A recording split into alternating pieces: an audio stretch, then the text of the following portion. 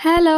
ఈరోజైతే ఈవినింగ్ మా daddy snack చేస్తానన్నారు. అది ఏం స్నాకో ప్రాసెస్ చూపిస్తున్నా చూసేయండి. ఫస్ట్ అయితే ఒక 5 ఎగ్స్ తీసుకొని దాన్ని బాయిల్ చేస్తున్నారు. అవి బాయిల్ అవ్వడానికి టైం పడతది కదా! ఈలోపు ఆనియన్స్ కట్ చేసి పిండిలు మొత్తం కలుపుతున్నారు. ఫస్ట్ అయితే ఒక బౌల్ తీసుకొని అందులో శనగపిండి, దాని తర్వాత కార్న్ ఫ్లోర్ అయితే ఏశారు.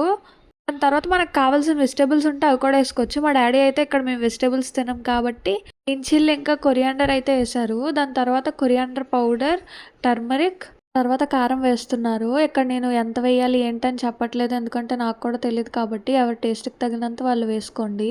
దాని తర్వాత అయితే సాల్ట్ వేసేశారు. సాల్ట్ వేసేసాక ఇంకా వాటర్ వేసి మొత్తం మంచిగా కలుపుతున్నారు.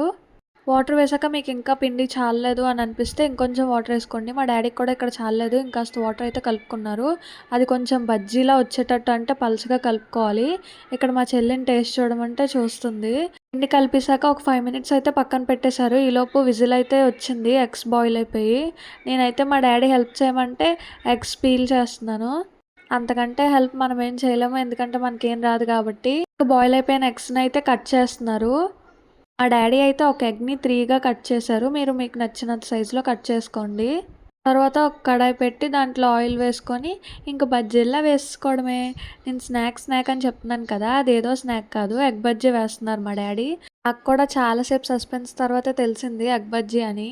ఎందుకంటే మా డ్యాడీ ఏం చేస్తున్నావు అంటే నాకు చెప్పలేదు. చాలా కొత్త రకమైన వంట అది ఇది అని అన్నారు. బట్ ఏదైతే ఏం గాని చాలా చేశారు. నాకైతే చాలా నచ్చింది. ఆల్మోస్ట్ మొత్తం నేనే తినేసాను. మా చెల్లి, మా అక్క అయితే ఒక్కొక్కటే తిన్నారు. నేనైతే ఇంక ఫుల్ లాగించేసా. లాస్ట్‌లో మా అక్క రియాక్షన్ చూసేయండి. అంతే ఈ వీడియోకి. Bye bye.